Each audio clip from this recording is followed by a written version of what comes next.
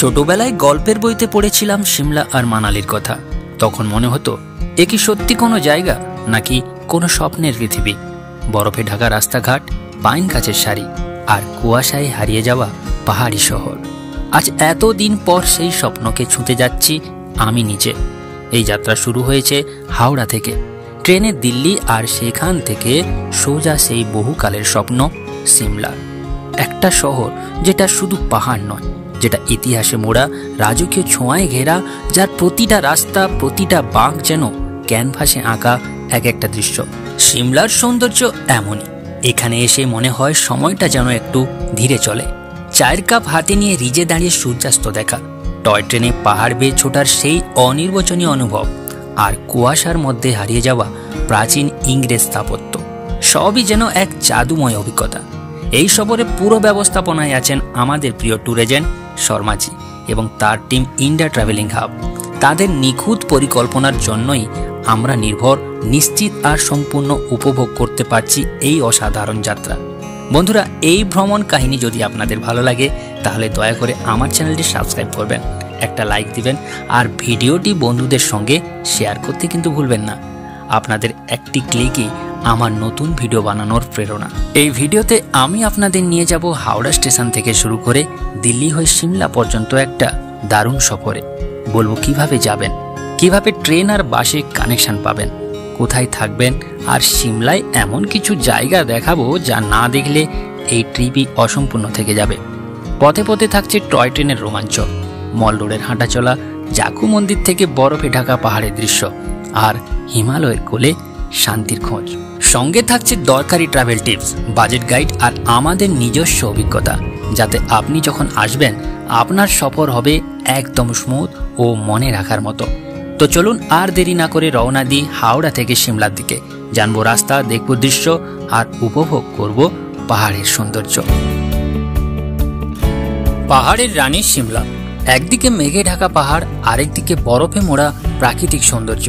কিন্তু অনেকেই কনফিউজ থাকেন কবে গেলে সিমলার সৌন্দর্য সবচেয়ে ভালোভাবে উপভোগ করা যাবে, কখন গেলে বরফ পড়ে, কখন অ্যাডভেঞ্চার করা যাবে, আর কবে গেলে খরচা একটু কম হবে। আজকের এই ভিডিওতে আমি আপনাদের জানাবো সিমলা বেড়াতে যাওয়ার জন্য সঠিক সময় কখন এবং আপনার ট্রিপের ধরন অনুযায়ী কোন সময়টা বেছে নেবেন। ভিডিওটা শেষ পর্যন্ত দেখুন। আর হ্যাঁ, যদি ভ্রমণ ভালোবাসেন তাহলে এখনই চ্যানেলটা সাবস্ক্রাইব করে ফেলুন। সিমলায় ঘুরতে যাওয়ার সেরা সময় মার্চ আর জুন। যদি আপনি পরিবার নিয়ে ঘুরতে চান অথবা একটা রিল্যাক্সিং ছুটি কাটাতে চান তাহলে মার্চ থেকে জুন হলো সবচেয়ে ভালো সময়। এই সময় তাপমাত্রা থাকে 15 থেকে 30 ডিগ্রির মধ্যে, আকাশ থাকে পরিষ্কার, আবহাওয়া থাকে আরামদায়ক। বিখ্যাত রিজ, মল রোড, জাকু টেম্পল সব কিছুই স্বচ্ছ আলোয় দেখা যায়। সঙ্গে বসন্তের ফুলে ফুলে পাহাড় ঢেকে যায়, যা ছবির মতো সুন্দর। এই সময়টা জনপ্রিয় ট্যুরিস্ট সিজন, তাই একটু আগে থেকে হোটেল বুক করে রাখুন। বন্ধুরা, আপনারা কি বরফ দেখতে চান? তাহলে সিমলার জন্য সেরা সময় হলো ডিসেম্বর থেকে ফেব্রুয়ারি। এই সময় পাহাড়ি শহরটা একেবারে বরফে ঢেকে যায়, বিশেষ করে কুফরি, নারকান্ডা, ছইল ও সোলান। এখানে পুরো বরফ পড়ে। এই সময় গেলে আপনি স্নোফল দেখতে পারবেন, বরফে হাঁটতে পারবেন, আর স্নো অ্যাক্টিভিটিজও করতে পারবেন, যেমন স্নো স্কেটিং, স্লেজ রাইডিং ইত্যাদি। তবে সাবধান, এই সময় কিন্তু এখানে প্রচণ্ড ঠান্ডা থাকে, রাস্তায় বরফ জমে গেলে জ্যামের সমস্যা হতে পারে। তাই গরম জামা আর হোটেল বুকিং একদম আগে থেকে করে রাখবেন। অ্যাডভেঞ্চার প্রেমীদের জন্য সেরা সময় হলো এপ্রিল থেকে জুন আর সেপ্টেম্বর থেকে নভেম্বর। যদি আপনি অ্যাডভেঞ্চার লাভার হন তাহলে সিমলা আপনার জন্য স্বর্গ। এপ্রিল থেকে জুন আর সেপ্টেম্বর থেকে নভেম্বর, এই দুই সময়ে আপনি পেয়ে যাবেন আদর্শ অ্যাডভেঞ্চার আবহাওয়া। কুফরিতে আপনারা করতে পারেন zip line, rock climbing, skating, mountain biking আর ঘোড়ায় চড়া। সিমলা থেকে 10 থেকে 15 কিলোমিটার দূরের জায়গাগুলোতেও প্যারাগ্লাইডিং, রিভার র্যাফটিং এর সুযোগ থাকে। এই সময় বৃষ্টিও নেই আর বরফও নেই, তাই অ্যাডভেঞ্চার অ্যাক্টিভিটিগুলো আরামসে করা যায়। আপনি যদি খরচ একটু কমাতে চান তাহলে জুলাই থেকে আগস্ট মানে বর্ষাকাল আর নভেম্বর এই সময় থাকে অফ সিজন, তাই এই টাইমটাই বেছে নিন। এই সময় হোটেলের রেট প্রায় 30 থেকে 40% পর্যন্ত কমে যায়। ফুড, গাড়ি, লোকাল ট্যুর সব কিছুতেই ডিসকাউন্ট পাওয়া যায়। বর্ষাকালে কিছুদিন বৃষ্টি থাকে ঠিকই, কিন্তু সেই বর্ষার পাহাড় দেখারও এক আলাদা আনন্দ আছে। আর নভেম্বরে পর্যটকদের ভিড়ও কম থাকে, আবহাওয়া ঠান্ডা ও আরামদায়ক থাকে। আপনার ট্রিপ কেমন হবে সেটা আপনি ঠিক করুন, তারপর সেই অনুযায়ী টাইম সিলেক্ট করুন। তাহলে এখন বলুন আপনি সিমলায় কবে যেতে চান কমেন্টে জানাতে কিন্তু ভুলবেন না। তো বন্ধুরা, এটা হলো আপনারা কোন সঠিক সময়ে সিমলা গেলে আপনারা ভালোভাবে ঘুরতে পারবেন আর ভালোভাবে মজা করতে পারবেন। সময় তো ঠিক হলো, তো কথা হলো আপনারা কিভাবে যাবেন বা তার যাতায়াতের ভাড়া কত ইত্যাদির ব্যাপারে আপনাদের একবার বলি। প্রথম রুট ট্রেন প্লাস বাস বা টয় ট্রেন। এটা হচ্ছে সবচেয়ে জনপ্রিয়। হাওড়া থেকে দিল্লি। আপনি হাওড়া স্টেশন থেকে যে কোনো লং ডিস্টেন্স ট্রেনে উঠতে পারেন, যেমন রাজধানী এক্সপ্রেস, পূর্বোত্তর এক্সপ্রেস, কালকা মেল ইত্যাদি। এই যাত্রায় সময় লাগবে প্রায় 17 থেকে 24 ঘন্টা ট্রেন টাইপ অনুযায়ী। ভাড়া পড়বে স্লিপার ক্লাসে 600 থেকে 750, থার্ড এসিতে 1400 থেকে 1700 আর সেকেন্ড এসিতে 2000 থেকে 2300 টাকা। দিল্লি থেকে সিমলা যাওয়ার দুটো পথ। প্রথম হচ্ছে বাসে সিমলা। দিল্লি আইএসবিটি কাশ্মীরি গেট থেকে HRTC বা ভলভো বাস পাওয়া যায়। সময় লাগে 9 থেকে 11 ঘন্টা। ভাড়া লাগে প্রায় 600 থেকে 1200। রাতে বাস নিয়ে সকালে সিমলা পৌঁছানো যেতে পারে। ট্রেন পথে সিমলা যাওয়ার দৃশ্যপট কিন্তু অসাধারণ। দিল্লি থেকে কালকা পর্যন্ত ট্রেনে যান শতাব্দী বা কালকা মেল ধরে। তারপর কালকা থেকে সিমলা সেই বিখ্যাত টয় ট্রেন। পাহাড়ের কোল ঘেঁষে চলা এই ট্রেন বিশ্ব ঐতিহ্য হিসেবেও চিহ্নিত। সময় লাগে 5 থেকে 6 ঘন্টা আর ভাড়া পড়ে 100 থেকে 500 ক্লাস অনুযায়ী। এটার কিন্তু অ্যাডভান্স বুকিং একান্ত প্রয়োজন। রুট 2 ফ্লাইট প্লাস ট্যাক্সি আর বাস।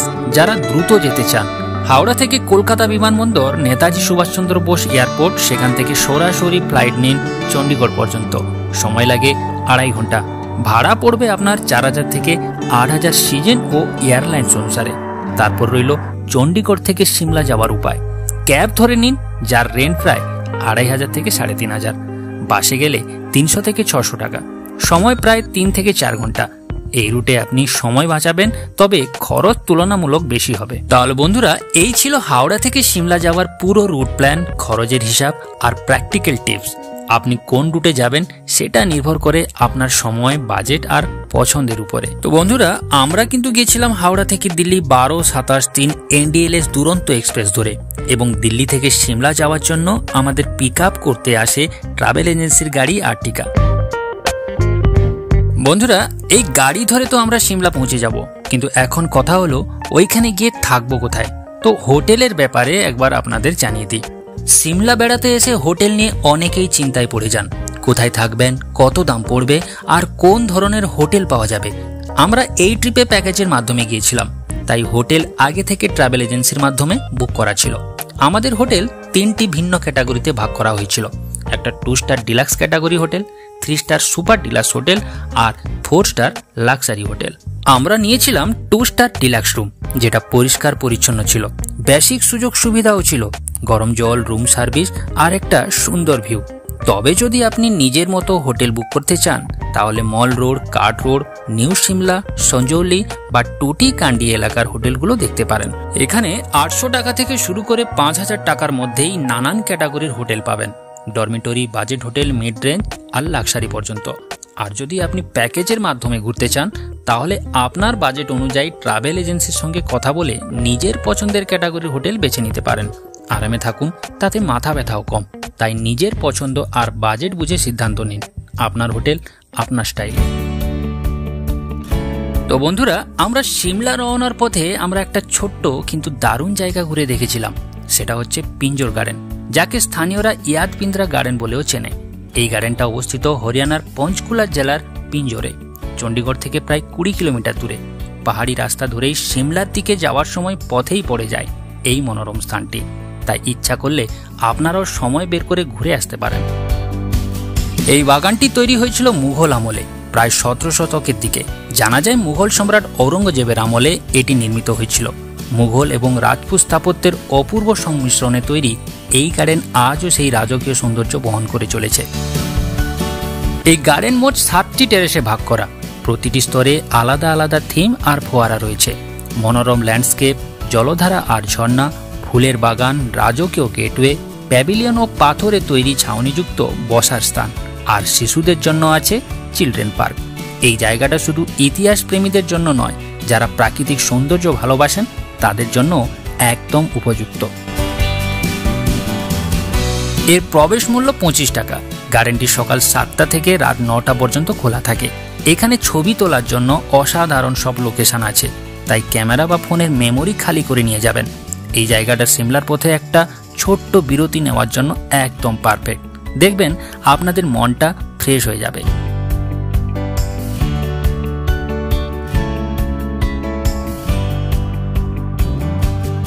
তো পিঞ্জর গার্ডেন দেখে আমাদের যাত্রা শুরু হলো আরও এক ধাপ সুন্দরভাবে। সামনে সিমলা, কিন্তু পেছনে রেখে যাচ্ছি এক টুকরো ইতিহাস আর প্রাকৃতিক মেলবন্ধন। ট্রাভেল এজেন্সির গাড়ির মাধ্যমে আমরা রওনা দিলাম হোটেলের উদ্দেশ্যে। দেখতে দেখতে সন্ধ্যে 6:30টার দিকে পৌঁছলাম আমরা হোটেলে। আমাদের বেশ ভালোই পরিষ্কার হোটেল দেওয়া হয়েছে। আমরা 2 স্টার হোটেল বুক করেছিলাম। তাও হোটেলে ঢুকে যেটা মনে হলো, এটা মনে হয় না 2 স্টার হোটেল।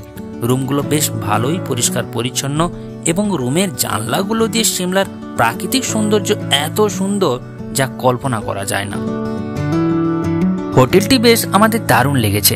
হোটেলে ঢুকে চেক ইন করে একটু ফ্রেশ হয়ে রেস্ট নিলাম। আমাদের ট্যুর প্যাকেজের মধ্যে কিন্তু ব্রেকফাস্ট এবং ডিনার ইনক্লুড, লাঞ্চ কিন্তু ইনক্লুড নেই। আজকের দিন শেষ, রাতে হোটেলে ডিনার শেষ করে বিশ্রাম নিলাম আগামী দিনের ট্যুরের প্রস্তুতিতে।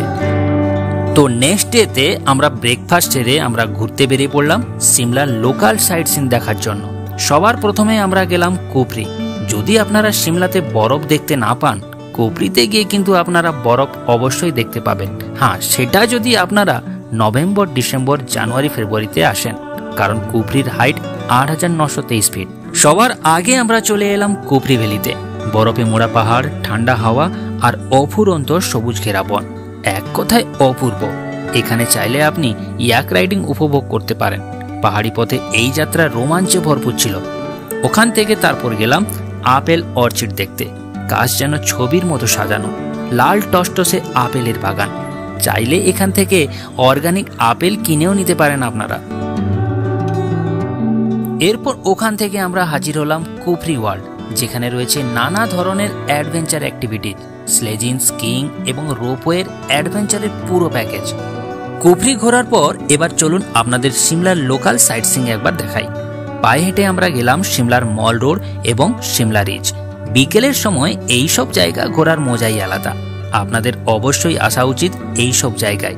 এর পাশেই আছে একটি বড় মার্কেট, যার নাম লক্কর বাজার। লক্কর বাজারে আপনারা অতি সস্তায় জিনিসপত্র কিনতে পারবেন, ঠিক যেমন দার্জিলিংয়ের মহাকাল মার্কেট, গ্যাংটকের লাল বাজার, ঠিক তেমনি সিমলার লক্কর বাজার। আমরা কিন্তু কেনাকাটা করে চলে এলাম এখানকার দামি বাজার স্ক্যান্ডেল পয়েন্টে। এখানে আপনারা দেখতে পাবেন নামি দামি কিছু শোরুম, কিন্তু এই সব শোরুমগুলোতে জিনিসপত্রের রেট অনেকটাই বেশি। চাইলে আপনারা কেনাকাটা করতে পারেন। তো বন্ধুরা, এইগুলি দেখার পর আমরা চলে গেলাম সিমলার চার্চ দেখার জন্য। সিমলার দা রিচের উপর দাঁড়িয়ে থাকা এই চার্চটি উত্তর ভারতের দ্বিতীয় প্রাচীনতম গির্জা। এর নির্মাণ শুরু হয় 1844 সালে এবং সম্পূর্ণ হয় 1857 সালে। ব্রিটিশ আমলে তৈরি এই চার্চ আজও তার স্থাপত্য দিয়ে মানুষকে মুগ্ধ করে।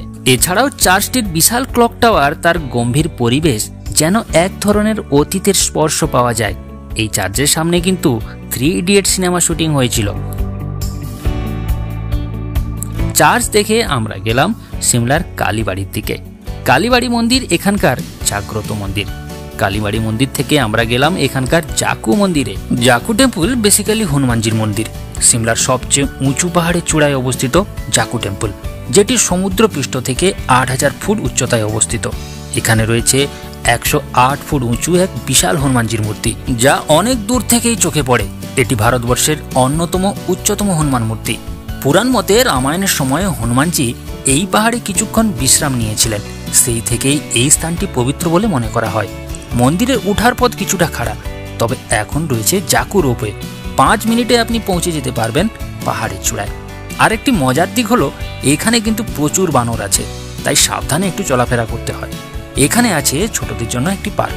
চূড়ায় পৌঁছলে আপনি পুরো সিমলা শহরের মনোমুগ্ধকর ভিউ দেখতে পাবেন। এখানে এসে একটা অদ্ভুত শান্তি আর শুদ্ধতার অনুভব হয়, যেন সিমলা বিদায় জানানোর এক শুভ মুহূর্ত। এইভাবেই শেষ হলো আমাদের সিমলা সফর। মল রোডের কোলাহল, কুফরির বরফে খেলা, গ্রিন ভ্যালির শ্বাসরুদ্ধকর দৃশ্য, Indian institute of advance study এর রাজকীয় ইতিহাস, একটার পর একটা স্মৃতি তৈরি করে গেল।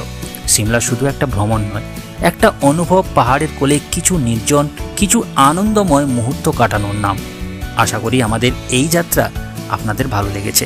নিচে কমেন্টে জানান সিমলার কোন জায়গাটা আপনাদের সবচেয়ে প্রিয়। আর যদি এই সফর আপনাকে ছুঁয়ে যায় তাহলে চ্যানেলটা সাবস্ক্রাইব করে পাশে থাকুন, কারণ সামনে আরও রোমাঞ্চকর ট্রাভেল গল্প নিয়ে আমরা আসছি।